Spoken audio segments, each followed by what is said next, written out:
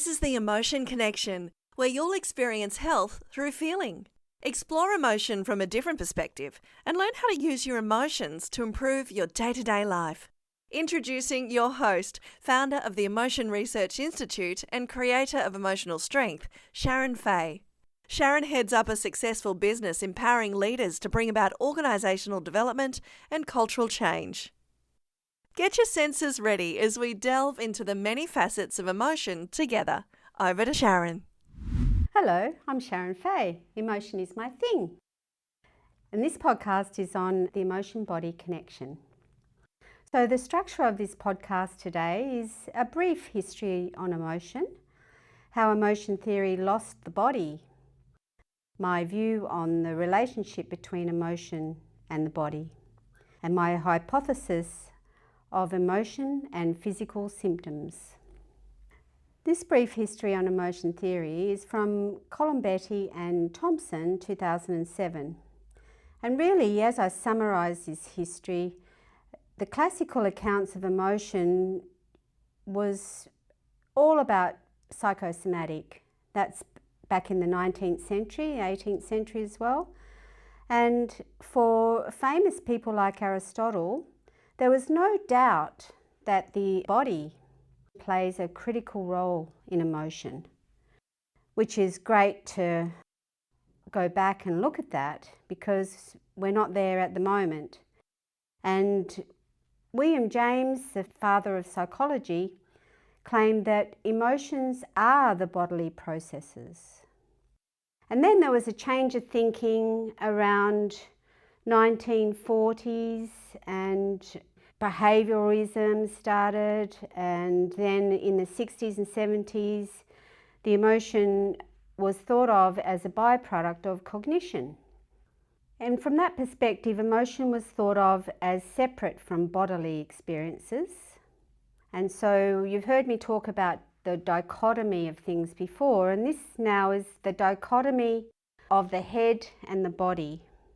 And people that I've come across in life as well are really disconnected from the head down.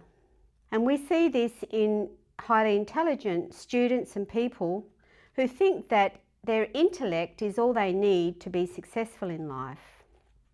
Although they find over time that actually we need a bit more than the intellect, and we need to have other things. And it was called multiple intelligences.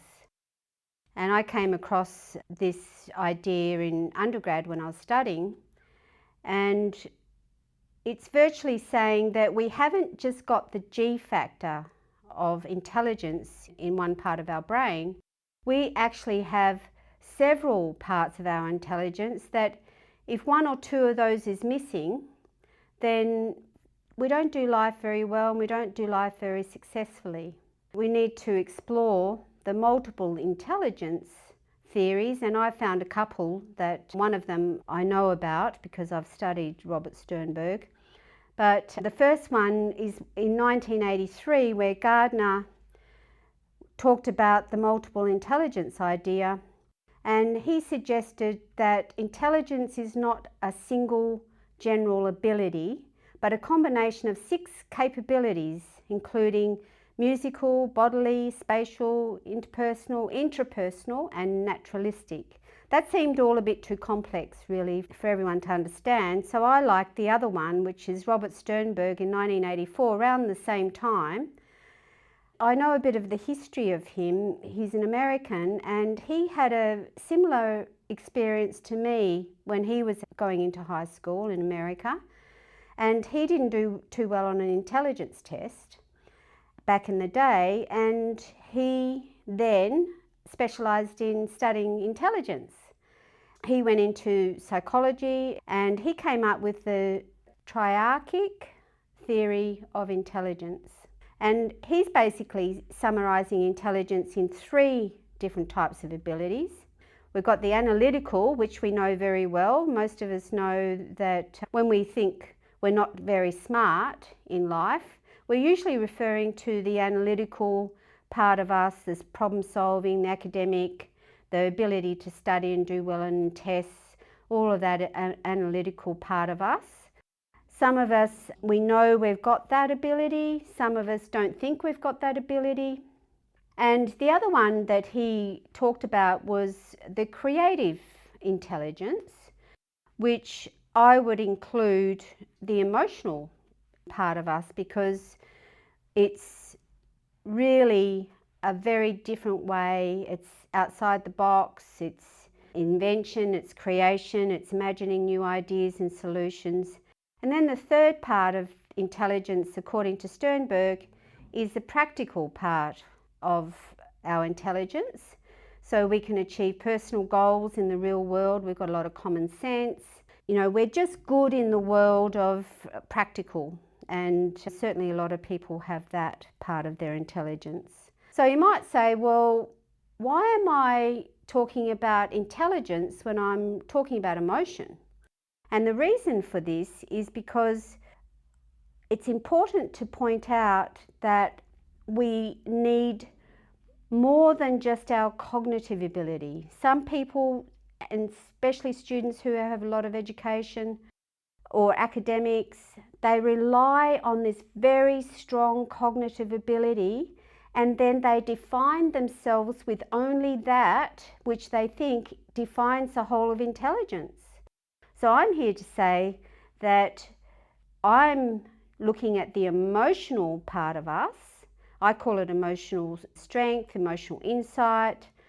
There's lots of parts of the emotion, and these successful academics who have strong cognitive ability, they might want to look into other parts of their intelligence to explore how to have that intelligence be well defined, but not just the G factor. So that's an interesting way of looking at it. And it seems like we've come a full circle, as some of the great philosophers of the past recognised the connection between thinking and feeling. But early in the 20th century, behaviourism became popular, and in the 60s and 70s, cognitive psychology became popular, and that was due mainly to its scientific appeal. And now we love science, right? And then these authors, Colombetti and Thompson, they make an interesting point in how they say, how did emotion theory lose the body? I think that's a very good way of saying it. And once again, my old chestnut, I'll say this over and over again, dichotomous thinking plays a big role in the disconnection between head and body. Because remember, I've said in the other earlier podcasts, I was talking about dichotomous thinking as good and bad and right and wrong and either or and success, failure, and we could go on forever with these dichotomies. So it makes sense that there's a disconnection between the head and the body, because that's still dichotomous thinking. And they called it the disembodied stance, which makes sense to me. And these authors are saying that there's two main reasons why emotion theory lost the body. And one is from this disembodied stance that was in the 60s and 70s, and that was influenced by this idea of activation. And so emotions are motivational states of energy, and behaviourism, where we know that if you behave in a certain way, that is showing something that you can look at, you can point to, you can be a fly on the wall with behaviourism, you can mention it, you can measure it. So that disembodied stance really ignored the important emotion part of us. And in the 60s, the second reason we got this disembodied stance is because, according to these authors, is because the scientists thought the role of the body was limited to autonomic activity. And that's, breathing, eating, sleeping, all those things that we're unconscious of. So the disembodied stance assumed a thorough head-body dichotomy. So that's an interesting point that Colombetti and Thompson have come up with. when we move into the 21st century, some theorists, like Shearer's a very popular, very successful academic, and these theorists around the beginning of the 21st century, 2001, 2003, 2004, that type of time frame, and they're attempting to rediscover the body in emotion. That's kind of bridging the gap between where emotion theory lost the body. And there's an idea about the inactive approach, and I'll just read out the definition. It's the meaning and experience that's created or enacted through the continuous reciprocal interaction of the brain, the body, and the world. So you can see this bridge coming now. So it's not, these parts of us are not separate anymore. They're bringing them all together. Although Common Betty and Thompson are still really suspecting that the authors still today in the 21st century conclude that emotion theory is still caught up in that head-body dichotomy, which I completely agree with because I've experienced that with many people myself. So then we get to my view of the relationship between the emotion and the body, which needs to be tested in science, of course, but I can tell you my view in my life experience and in private practice, that dichotomous thinking is very limiting. And I'm a feeler, which means that I process information through my body. I have a strong body memory. For example, I don't need to take a lot of notes because my body remembers things from a long time ago, and it's not coming from a certain part of me, it's coming from the whole of me. And I'm particularly bum in the seat, feet on the floor. Really, I practice and live that every single moment of each day. And so that's how I have a very strong body memory. I also trust my body to help me navigate the world. I really do trust the body. The body can heal, the body can communicate with us, the body through sensations can really be of help to us in the world when it all gets confusing. And I'm saying that emotion and action are not causal, and it's the idea that has been expressed in various ways that action and emotion are separate. For example, Gross in 2002 say that emotions do not force us to respond in certain ways, they only make it more likely that we will do so. And we've seen this before in the research as well. There's no necessity for anger to cause aggressive behaviour. It is possible to conceive of anger as associated with some opposite action like buying flowers. So that's an interesting way to look at anger. So you're going to buy flowers and you feel really angry, and that's a good example of the emotion doesn't cause us to act aggressively. It's an emotion. When I'm speaking about emotion, I'm referring to emotion episodes which capture the whole emotion experience. Even though it's a common word for most people, emotion, it's a complex concept made up of a mix of basic feelings or sensations together with the cultural and personal meaning patterns. So I'm Sharon in the world, I'm feeling, I've got sensations, I'm in a culture, in an organisation or in a culture of Australia or a culture of Western Australia, and I've got personal meaning patterns in my situations that I've had in my life, and those patterns have sometimes been developed since birth, and they're described as our personal histories, and I talk more about this in my paper Fay and Hooper in 2018. And I'm always interested in building a capacity to feel pain as well, like the uncomfortable feelings, I'm very keen on building that capacity. And I'm always building capacity. It never runs out. So I rather feel all emotion than run away from some. And when your attitude changes, you are able to connect to all experiences rather than being scared of discomfort and running away.